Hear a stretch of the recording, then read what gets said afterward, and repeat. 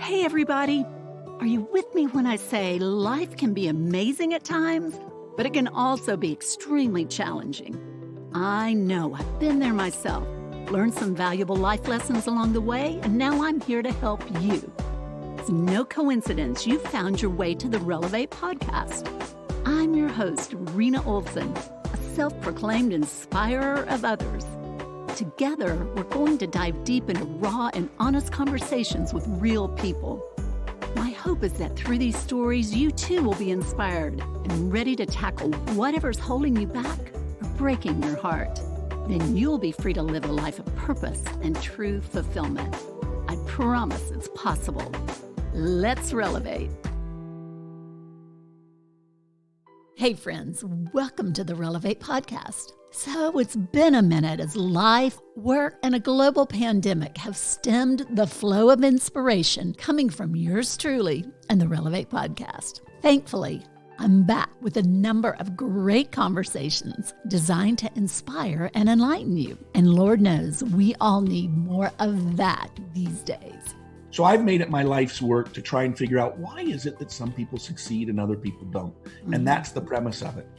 That is my new friend, Chris Widener, a motivational speaker and former pastor who is here to kickstart 2021 with us with some advice on overcoming challenges, choosing to be successful, and other words of encouragement. I know you'll enjoy getting to know Chris as much as I did.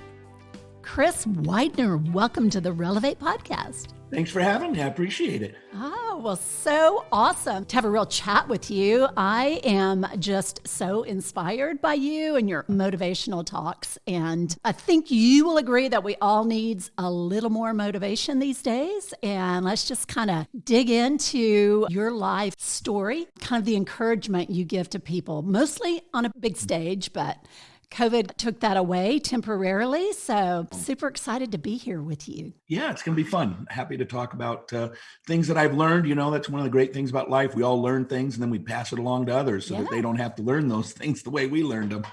Exactly. Okay, well, let's just start off. Help us understand just a little bit about where you're from and how we kind of got here to today. Yeah, I'll give you sort of a 2-minute version of the trajectory of how we ended up here. I was born into a pretty affluent family in Seattle. My dad in 1969 made $90,000. He was the fifth partner at an architecture firm called NBB&J, which I think just did the Google campus. Oh my gosh. They're now one of the largest. At the time, he had about 150 architects. He was the CFO. Now they're at, I think, 5,000 architects all around the world. Name a major city, that's where they're at. He was 40 years old. He was born in 1929. In 1970, May 1st, he woke up with flu-like symptoms. November 18th, he passed away. And even though he was making $90,000 worth of salary, he only had $30,000 worth of life insurance. And that quickly went, when you had to pay burial costs and all that. And my mom had to sell our house. We were living in the most prestigious house in one of the most prestigious country clubs in the Seattle area, Sandpoint Country Club, big, beautiful home. It recently sold for almost $3 million. My mom had to sell the house because she couldn't afford the $400 a month mortgage payment. Oh my gosh. So that began a downward spiral. My mom hadn't worked outside the home for a long time, so she went into real estate and she started flipping houses. Long before it was popular on HGTV, my mom was flipping houses. Oh, that's cool. This is how I ended up living in 28 homes and went to 11 different schools. Wow. I don't know why my mother didn't flip houses in the same school district. That would have been fun. Yes. Then I could have just stayed in the same school district. But I began to really fall apart as a kid. I began to get angry and troubled. I spent most Wednesday afternoons at a psychologist's office. His name was Dr. Stanley Mensch, and he was at the Behavioral Sciences Clinic in the Children's Hospital, Orthopedic Hospital in Seattle. Later on, when I was an adult and had some success in my career, I was going to visit someone at that hospital, and I thought, I wonder if he still works here. I went up there. He did still work there, but he wasn't in, so I left my business card and said, just tell him I turned out all right, because I can't imagine this guy thought I was going to turn out all right. I ended up getting involved in drugs. By the time I was in 6th grade, I was smoking pot every day. 8th grade, I started smoking opium, made my money growing up, scalping tickets outside the Seattle Mariners and Seattle Seahawks games. I bet the ponies at Long Acres Horse Track. I made a lot of money betting horses, but that was the 6th and 7th and 8th grade. So you can see that I was not going in the right direction. And then summer before my senior year of high school, I thought, man, I better figure this out because I'm going in the wrong direction. Got a few things figured out, had some mentors come into my life. Eked my way out of high school. I was 149th out of 172 kids in my high school. When we came back for our 10th reunion, our high school reunion, we ate dinner, and then after dinner, the MC got up and said, okay, it's time for us to vote for the most changed male and the most changed female. But we all know who the most changed male is. It's Chris, so we're not even going to vote. Let's vote for they did not even take a vote for most changed male because I had been such a terror in school and had, had a radical transformation in my life. And began a publishing company in the 90s called American Community Business Network. That transformed into a company. What do you credit the transformation to? Did God get a hold of your heart, or what happened? That's exactly what happened. So I was spending the night with my biggest pot smoking buddy. It was a Saturday night, and Sunday morning, his mother walked in, throw open the door. She says, "Get up. We're going to Sunday school." Now you have to understand, I had no idea what Sunday school was, like literally nothing, no idea. And so I was like, what's Sunday school? And so I had gone to church twice in my entire life. Both of them were Christmas Eve services because my mother had become sort of nostalgic. And so one was at a Dutch Reformed church and one was at a Catholic church. So I went to Sunday school. And long story short, there was a good old boy youth minister from Helena, Montana. And he had two things I really needed. Number one, he had size 11 cowboy boots, which I really needed because I had never had a real male role model that kicked me in the butt. I mean, I don't want to make fun of ADD, but oftentimes people say ADD is absent dad disorder. And I know that there really is an ADD and an ADHD. So I'm not making fun of that at all. But I think I had the ADD, the absent dad disorder. I needed somebody, a man to kick me in the butt. I terrorized my mother. I don't know how she even made it. Well, she shipped me off to live with relatives twice, once in the 4th grade, once in the 9th grade. And, at the time it was very hurtful. As an adult, I look back and go, she was a single mom and I was really a bad kid.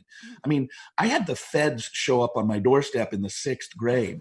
And you've gotten to the real cops when they're not wearing uniforms anymore and they're wearing suits and flashing badges. So I was a pretty bad kid. And so I went off to this youth group. The second thing that he had was he told me about God.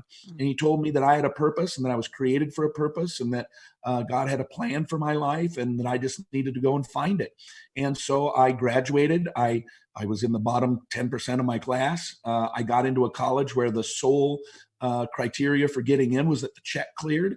And I got a degree in youth and family work. And I decided to become a youth minister out in northern New Jersey. That lasted 3 years until I realized I didn't like teenagers. So, so then I moved back to Seattle area and I started this publishing company, and I also started a church, and I ended up starting 3 churches as a pastor out in the greater Seattle area.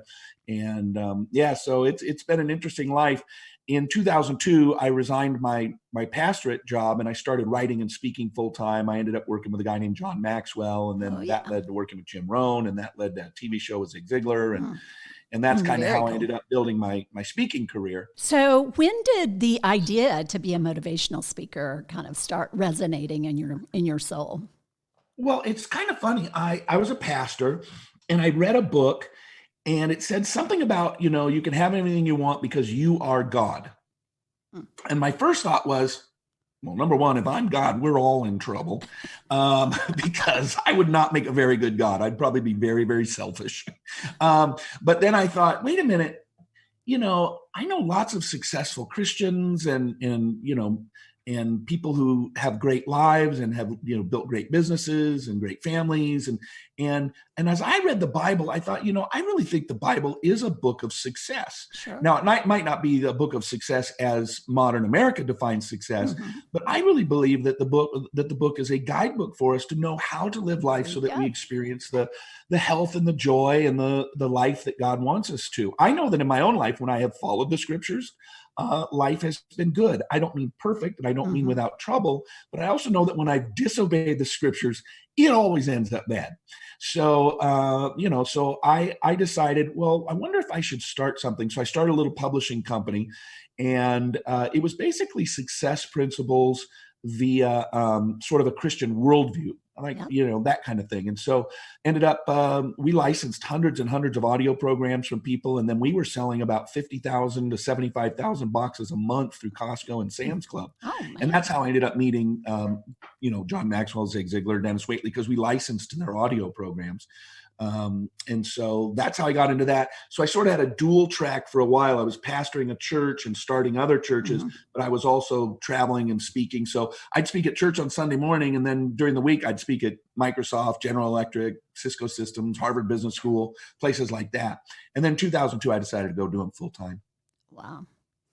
Well, I think a lot of people kind of glamorize life of being a motivational speaker. I think for a lot of successful people, they feel that they have the gift to do that. What's really involved with all of that, and how did you establish yourself? Well, I mean, I grounded out from the time I was, 1988, I graduated college, and I started speaking at high schools and colleges and summer camps. And there's really nothing glamorous about that. Yeah. When were you got sharing kind of your brokenness story and then finding God? Was that really kind of where you started? Yeah, that was the point especially with the kids and the high schoolers and the junior hires was, my whole goal was to reach at-risk kids. There you go. And it's kind of a funny thing though. God took me in a weird direction. 6 weeks before the end of college, I had no idea where I was going to go. I hadn't even looked for a job. Well, my junior year of college, I went to a Bible college. So I did 2 years, then I did a junior year away, then I did a senior year back because they didn't offer math and science and all that.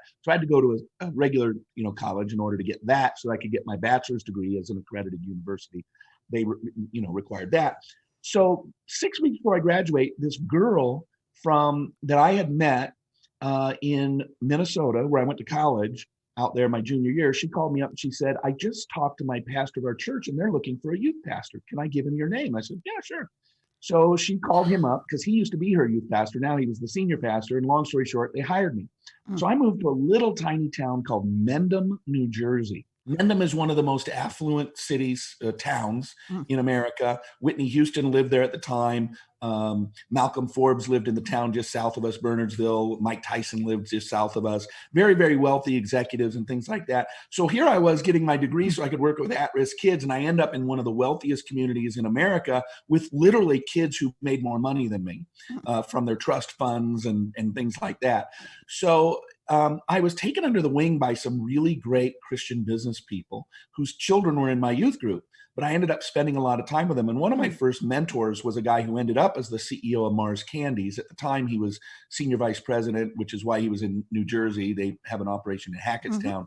Eventually, he had to move down to Virginia, but just some great people who invested in my life and taught me about life and taught me about God and taught me about business. And so it was kind of a funny thing. What I had thought I was going to go do ended up being shifted in God's plans. I can't remember the proverb, but it says something like, we plan our ways, but he's the one that guides our steps or something like that. And I found that to be true in my own life. Yeah. Yeah, most definitely. Well, that's such an interesting journey. So, Chris, in your signature talk, you contend that everyone essentially wants the same thing. Yeah. Can you unpack that a little bit? Yeah. So I ask a question. Why is it that some people succeed and other people don't? Because everybody really wants the same thing. So in my speeches, I'll say, I'm going to prove it to you. We all want the same thing. How many of you would like to have $1 million in your bank account? Raise your hand. Everybody's hand goes up. How many of you would like to find love and spend your life with someone that you love and respect, honor, and enjoy? Everybody's hands rolls up. How many of you would like to live a long, healthy life full of energy and vigor? Everybody's hand goes up. How many of you would like your children to grow up and be productive members of society? Everybody's hand goes up. So see, we all want the same thing. We want financial independence. We want love. We want friendship. We want our children to do better than we did. And so the question is if we all want the same thing and we live in a free country where you can do what you want, why is it that only some do and most don't? And I think that's, really the point of that intro to that speech is it asks that question. there are some places now where you can never go do what you want. There are places where there are caste systems, and it doesn't matter how ambitious you are, how talented you are, how skilled you are, how gregarious you are, you will always be known in this caste and you will never operate up here. And so, I love the idea that we're in America, so I'll speak about America, where you can choose what you want to do and you can go and do it. And it reminds me of an old quote. I think I'll get it right. Thomas Jefferson said, there's a natural aristocracy among men. And it is the combination of virtue and talent. And what's interesting is from that context, there used to be a natural aristocracy of men in the old world, which was whoever was born into the right family or married into the right family. The problem is you can't marry into the right family unless you're born into the right family. So everybody down here is stuck. The great thing about judging people's success on their virtue and their character is it allows anybody to do anything they want to do. So I've made it my life's work to try and figure out, why is it that some people succeed and other people don't? And that's the premise of it. That's so interesting. And the times that we find ourselves living in, I really wonder if some people truly believe that, that the American dream is attainable to everybody. What would you say to those who may be doubting that? Well, I totally believe it's true. I see it happening all the time. People do. Now, is it harder for some people than other people? Absolutely. If you're born into a family where your mom and your grandpa and your great grandmother all went to Harvard, yeah, you're probably going to get into Harvard, and they've probably built up some money and you probably have a head start. But there's just way too many people who started out poor, who built good, big businesses, combined with too many people who went to Harvard and never did anything with their life. Exactly. For me to believe that those are set in stone principles. And so I think our problem is when we're looking at groups rather than individuals. So you might say, yeah, it's harder for this group. Like one of the things they say is upward mobility, right? If you're born in the bottom 25%, you have a poverty, or whatever, then you have less of a chance to get higher. And I agree, that's true. And we ought to make it easier for people. I think things like what we're doing now with opportunity zones, where people can get tax breaks when they're able to start a business in a poorer area. Those are fantastic things that we can do to help people, right? But it doesn't require it. So we look at groups rather than individuals. So we can say, oh, it's really difficult for this group for whatever reason. And then it's sort of depressing. But if you look at the individual and say, any individual from that group could actually break out of it. Might be harder, but as an individual, you can choose your own destiny. As a group, it's a little harder to think that way, right? So to me, we have to stop looking at and talking about groups of people and start talking about individuals and the freedoms and the opportunities that individuals have. Right. And I think that group think mentality is detrimental in holding people back. Yeah, and usually, you talk about identity politics or groupthink, or it usually focuses on the worst part of that group instead of the best part of that group. There's great things about Black people. There's great things about white people. There's great things about Asian people. There's great things about women. There's great things about men. There's great things about any group. And instead, we tend to use it to penalize groups in order to uplift our own group. Exactly.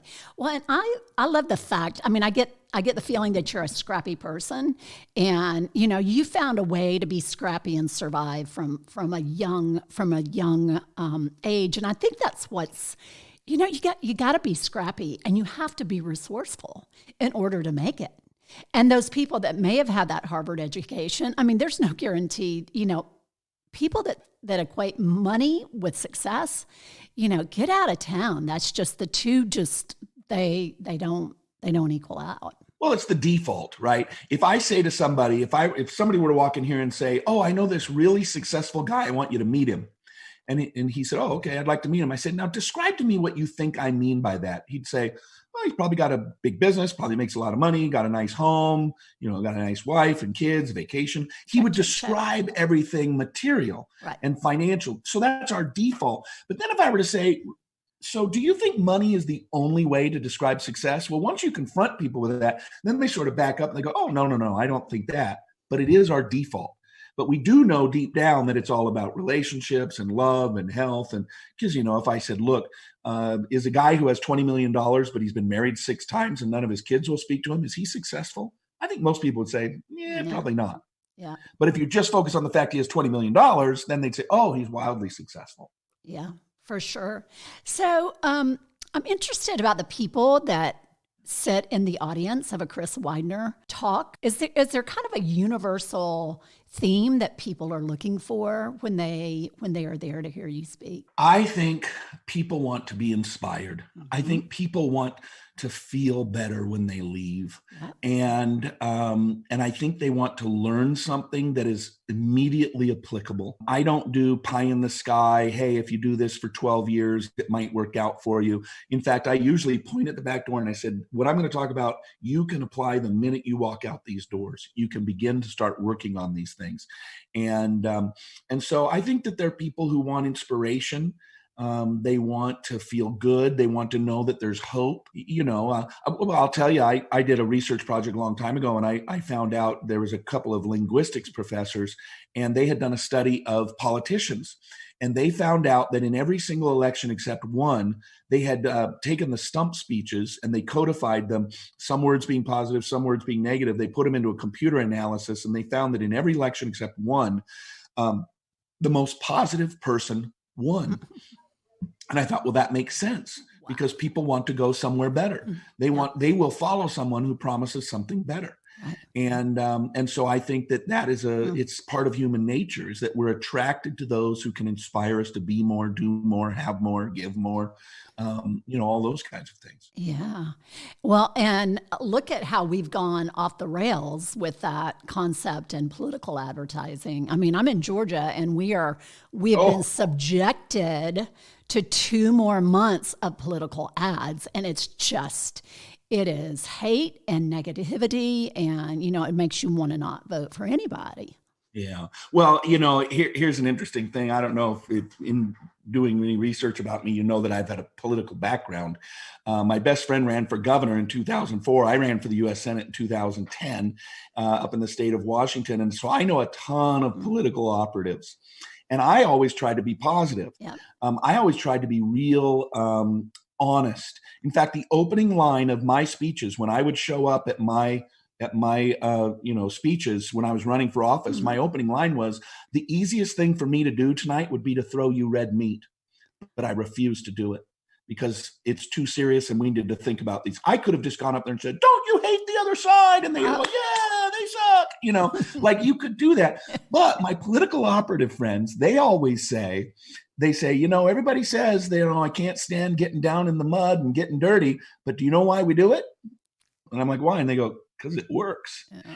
And it reminded me of something that Tony Robbins has taught for a long time, and that is that people are more attuned to avoid pain than they are to pursue pleasure. So if you say, do this and you won't get hit over the head with a hammer, that's going to be a lot more powerful to somebody than do this and you'll feel warmer or something like that. They're much more attuned to avoiding pain. So this is why negative advertising works at a deep. It's the what is it? Fear or flight, or what is it? Fight or flight. It's that fear factor, right? At a really core base level, and it's in a way it's really sick, but in a way it's actually true. So it's unfortunate. It's part of our brokenness as human beings. That's why they say, if you elect him, he's going to kill your grandmother. And you're like, well, I can't vote for him. He's going to kill my grandmother. So they run off and they, vote for the other guy. So. Yeah, it's not good. I'm just ready for it to be over. Yeah. I don't know that it's ever going to be over. It seems to be worse now than ever before. I know. Okay, Chris. So talk to me about successful people choosing to be successful, and how do you get it? How do you cultivate that mindset? Yeah, it's interesting. I spent 7 years as a voluntary chaplain for a police department where I lived up in Issaquah, Washington. And there was 25 police officers or something like that. The big thing in our town was it was the international headquarters for Costco in Issaquah. And so I spent a lot of time in a cop car and thousands of hours. And I remember one night, I can still remember where we were on the street and we were parked and there was a bum laying on a bench. We didn't see a lot of, it was an upscale town, and they didn't really allow a lot of that, loitering and things like homelessness. And I remember looking at this guy, and I said to the cop I was with, I said, "How old do you think he is?" And he said, "I don't know, 40. And I said, he was born a happy, loved baby, and somebody wrapped him in a blanket, and somebody gave him food and gave him shelter and cared for him and loved him. How do you go from that to sleeping on a park bench?" And most of the time, whether it's going from that to sleeping on a park bench or going from not having much to being a very successful business person, it all is based on the choices we make. And I think the interesting thing, I talk a lot about the power of choice, is people don't want to accept responsibility for where they are, because then they have to be responsible. And a lot of people are not where they want to be. So they blame it on something else. They blame it on their parents, or they blame it on their boss, or they blame it on their spouse, or they blame it on the economy. It's not my fault. It's somebody else's fault.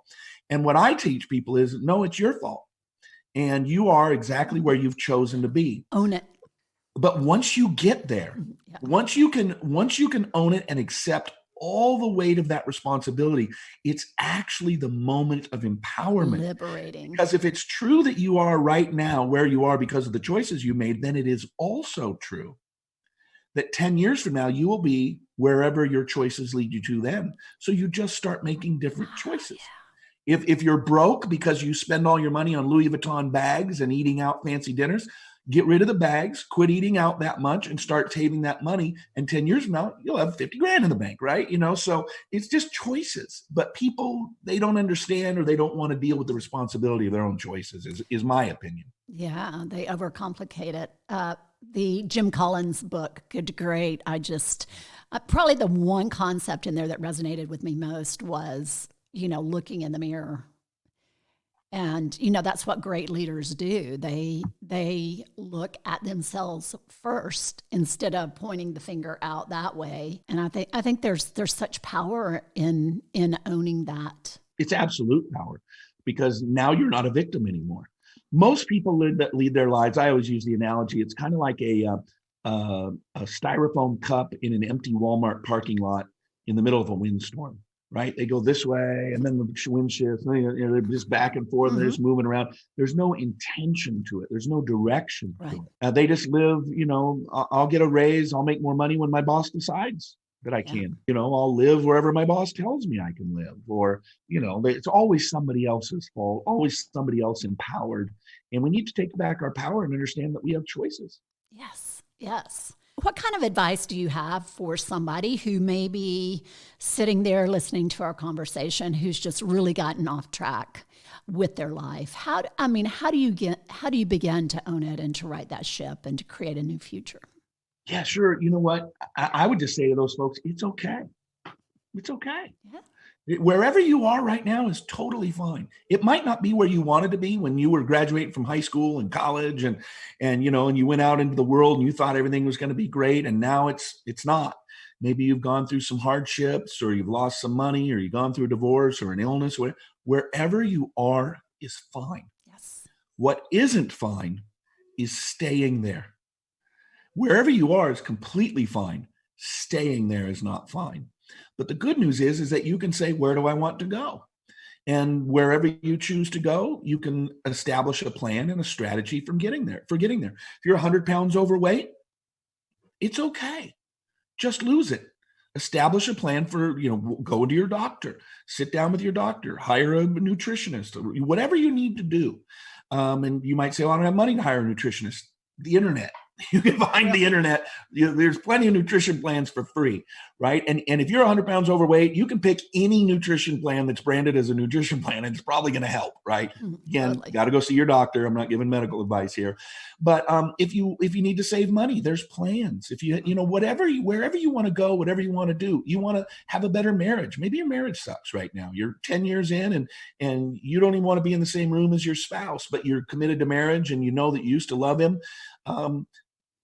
buy some books. Yeah. My wife and I have read a book twice now together, gone back through it again. It's called Cherish. It's fantastic. The best marriage book I've ever read.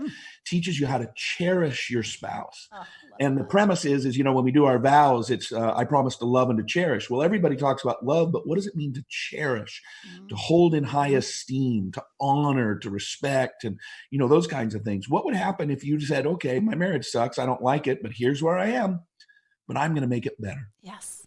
And now you pick up a book and you start learning and you start growing and you start serving your spouse, and, and you might not ever get to a perfect marriage. Nobody ever will, but you'll probably make it better. Yeah. And you'll begin down that journey of making your marriage better, losing your weight, making your money, whatever you want to do. It's okay. Just establish a plan and start working it. Yeah. And I think so many people just get overwhelmed at the bigger picture of it all. It's like, I have just, where do I even begin? And it's a belief pattern too. I like to talk a lot about beliefs, right? So let's say somebody's 100 pounds overweight. Chances are there are some people that are normal and then they gain a lot of weight later on in life, but for the most part, most people have been heavy most of their life, right? I've always been a little overweight. I've never been svelte and thin, and it's not my body type, right? And my weight has fluctuated. But the reality is that they believe they're fat people. Or they believe they're poor. There are people that believe they're poor people. There are people that believe, well, what are you doing talking about going to college? Nobody in our family's gone to college. We're not college people. You're going to become an electrician or, whatever. And it sets this belief of who I am, right? And so what I teach people to do is to change their belief systems incrementally. So let's say somebody should weigh 160 pounds and they weigh 260 pounds. Well, they might say, I don't believe I'm a 160 pound person. And I say, okay, can you believe that you're a 240 pound person? Yeah, I used to weigh 240 pounds about 3 years ago. Great, let's get you to 240. Then they get down to 240 and now they weigh 240 and they hold that for, 2 months. And then you say, are you a 260 person? No, I'm a 240 person. Well, could we get you to 220? And so they incrementally grow their belief system. Nobody starts out, you don't graduate college and start flying private jets. You don't believe you're going to fly private jets. You might hope to or wish to someday, but we all start, driving our cars places. I drove my 74 Camaro all over America getting places. I had a Camaro too. I had a 74 Camaro with a 3-speed on the floor, manual transmission. And eventually I had enough money that I could fly in the back of the bus on the airplane, right? But you have to walk past all those people in first class who are trying to pretend they don't see you. Unwashed, walk past them, And you say to yourself, someday I'm going to sit up in the front. I could believe that I could sit up front someday. If I build my career and I make enough, I'm going to sit up front, right? And that's the way we grow anything. I can be a little bit less weight. I can make a little bit more money, and we grow our belief system. And a lot of it is about self-perception. Yeah, most definitely. So what are your top 3 recommendations for leadership books? Boy, leadership books. Well, I would say anything by John Maxwell is great. He's obviously become one of the great leaders in our industry. Funny story. I actually, when I was a minister, he used to be a minister. A lot of people don't know that. And I took a graduate level course from John in leadership before he was famous. Oh, that's cool. Yeah, he was sort of on the cusp of getting famous. Yeah. He was famous in the church world, but he wasn't famous in the world like he is today, 35 million books later. But I would say anything by him, by John. One book that I really loved, and partly because I'm kind of a military fanatic, but I loved the book called The West Point Way of Leadership. By Lieutenant Colonel Donna Thorne. I can't remember. Larry Donna Thorne, I think it is. West Point Way of Leadership. And one of the really interesting lessons I learned in that book was he tells about how they need to strip these people of everything they have learned up until that point. And he says, if you think about it, who comes to West Point? It's the head cheerleader, it's the student body president, it's the quarterback of the football team, it's people the high achievers.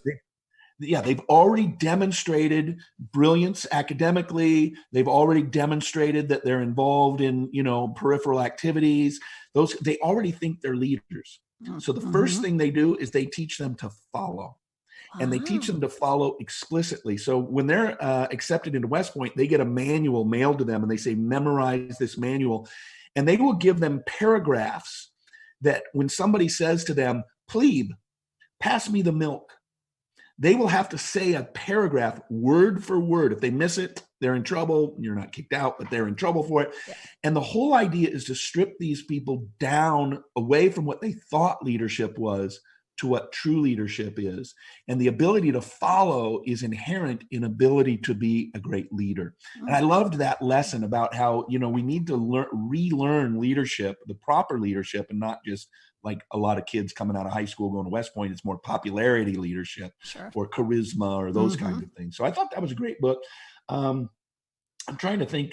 One of my books, it's not necessarily a leadership book, but it is a book that I recommend a lot. It's a book that's not similar, but I mention it in most of my speeches. It's called Influence, the Psychology of Persuasion. Since most of my speeches are on my book, The Art of Influence, which is sort of the people skills side, I always mention a book called Influence, the Psychology of Persuasion by Robert Cialdini, Cialdini, and he actually happens to be a professor here at ASU, Arizona State University. But it's a great leadership book in that leaders are influencers, right? And we come to understand the sort of scientific model behind what it is that allows people to be influenced. And it's an amazing book. I would say Influence, the Psychology of Persuasion is one of the 10 business books every person should read. Yeah, I love that. And I think cultivating a mindset of being a leader is something that can be taught. At some point, somebody signaled you out and said, Chris, you're a leader. But a lot of people have never had those words kind of breathed into them. You can be a leader. And I think it's, so much is at our disposal to try to begin to cultivate those leadership skills. And it's never too late. Well, I mentioned I went to this church in New Jersey, and there were a few people in that church, older men, gentlemen who were men of faith, but they were also wildly successful. And their attention to me and their investment to me took this kid who had grown up, this drug addicted, gambling, terrorizing kid. I became a Christian the summer before my senior year, and 5 years later, I'm a youth pastor in one of the wealthiest towns in all of America.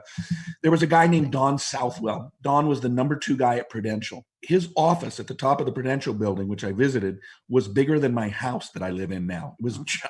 There were 2 people, I think, in the top floor of the Prudential building, and one was, one or the other, right?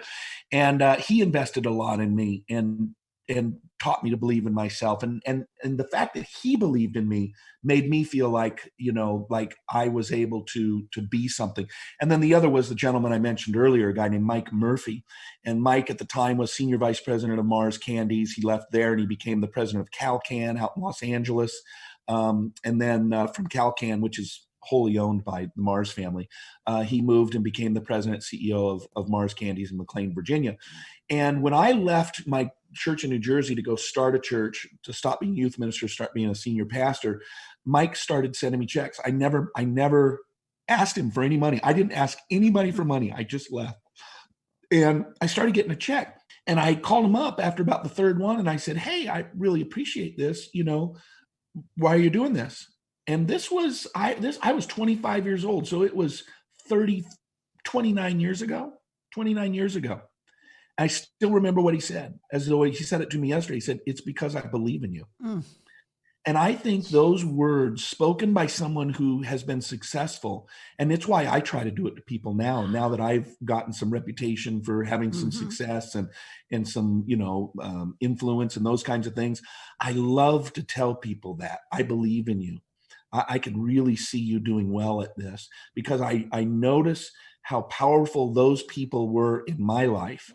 And, the old proverb, the tongue has the power of life and death. And when we speak to other people, we are speaking either life or death.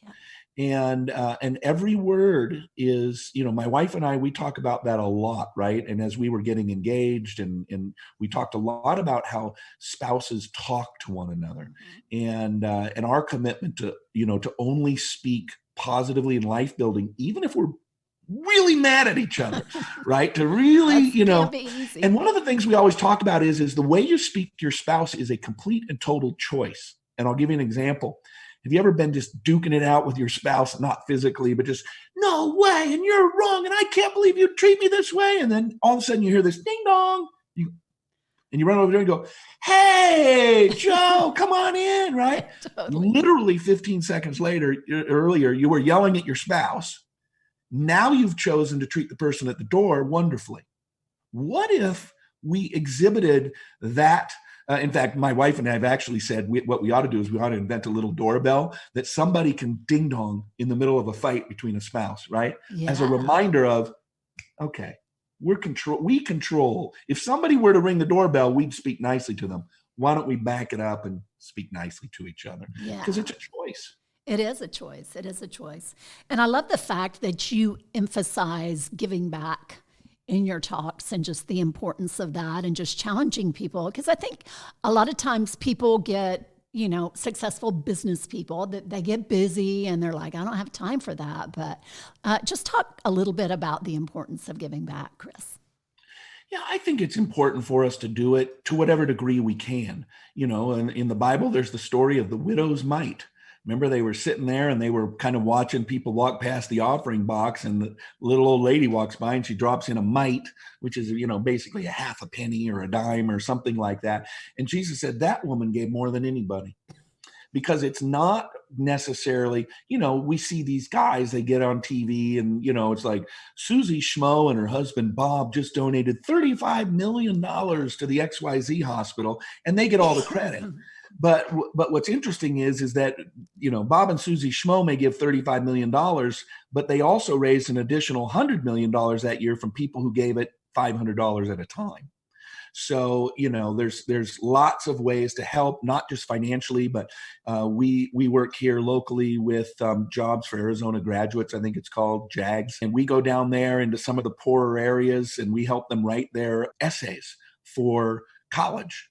And it's always fun to talk to those kids. And last time we went down there, one of them said, should I do this job? I can't remember what it was. Should I be a teacher? And I said, or how should I decide what I want to do for a living? And my question was, how important is money to you? Because I think that's really the first and foremost thing you have to decide. Because I think there's a lot of people who say, well, money's not really that important to me. Then they choose a career they think is going to be fulfilling, but they can't pay a mortgage. And now they're mad. And they realize that money's a lot more important to them than they thought it was. So I always try to encourage people to think about, what do you want your standard of living to be? Not that that's going to totally determine what it is that you do for a living, but if money is really important to you and you want to drive a new car every 2 years, there's a certain professions you should probably not do, because you're going to just put yourself in a frustrating situation for the rest of your life. And that's, all part of my coaching program. I work with people, help people try and improve their life and get better. And it's fun. It's fun to help people. Yeah, most definitely. And I know for me, as I've matured in my career, you prioritize things differently. And I'm working with nonprofits now on marketing and events, and definitely making less money than corporate sector, but it's cup filling. So Yeah. And I've always lived my life the way I've wanted to live it. Each and every day I wake up, I do what I want to do. And there's some benefits, there's some pros, and there's some cons to it. I have a friend who just sold his company for $800 million. And I remember about 5 years ago, he said to me, man, I wish I had your life. And I said, man, I wish I had your money. So I'm looking over the fence at him going, wouldn't it be great to have $800 million? And, every weekend on Instagram, he's in a different country at a different beach.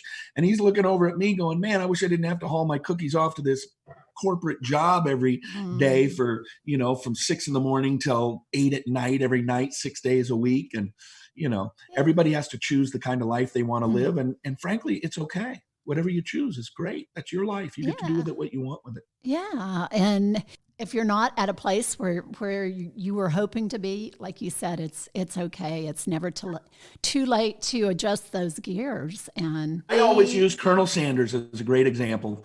A lot of people don't know this. Colonel Sanders didn't start Kentucky Fried Chicken till he was 67 years old. He was already retired and bored out of his mind. And some friends said, you make really good chicken. You should do that chicken thing. He was 67 years old when he started Kentucky Fried Chicken, and I think he worked at a service station, if I remember correctly, either owned or he worked at a service station most of his life, and he sold chicken out of the service station. And somebody said, you ought to go into the chicken business, and here we are, all these years later. So if you're 67, you got a great chicken recipe. Yeah, go for it. Go for it. Chris, this has been an amazing conversation, and I know people are going to be inspired by your words of wisdom and leadership. And how can people get in touch with you if they want to know more? Yeah, easy. Go to chriswidener.com, or you can find me at Chris Widener Speaker. I've got a new book coming out January 5th called Lasting Impact, How to Create a Life and Business That Lives Beyond You. You can find me, you can send me an email, chris@chriswidener.com. You can start a fire and send smoke signals, like almost any way possible you can get a hold of me. So. Awesome. Well, I hope you'll come on and we'll talk about that new book once it's released. Thanks for having me. It's been a pleasure. So I know we are still going through some tough times. That is reality. And unfortunately, it may take us some more time and return to stable ground, especially for those of us living in the U.S. As a friendly reminder, we are still one nation under God, indivisible, with liberty and justice for all. That is who we are and what we should be about as a people and a nation. I encourage you to create good, safe boundaries around your life to help avoid the toxicity that reigns supreme on mainstream and social media. If you feel that angst in your soul, you know it's time to turn it off and instead do something productive.